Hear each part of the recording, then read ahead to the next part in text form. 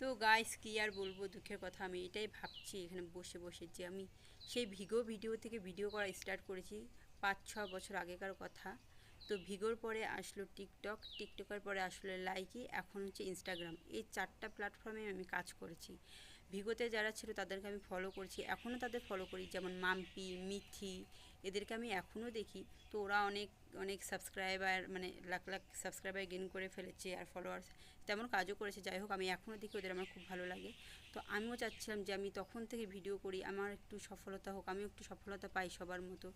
কেন হচ্ছে না আমার ভিডিওতে, ভিউ কেন আসছে না? তোমরা যদি কেউ জেনে থাকো প্লিজ আমাকে কমেন্টে জানিও। আমার সোশ্যাল মিডিয়া প্ল্যাটফর্মে কাজ করার খুবই ইচ্ছে, আমার খুবই ইচ্ছে, যার জন্য আমি এখনও ভিডিওর মধ্যে লেগে আছি। যদিও ভিউ আসে না, তবে আস্তে আস্তে আসবে এটা মনে করি। ভিডিও করতে করতে আসবে। তো কেন আসছে না? এত কষ্ট করে ভিডিও করি, তারপর যদি ভিউ আসে না, খারাপ লাগে।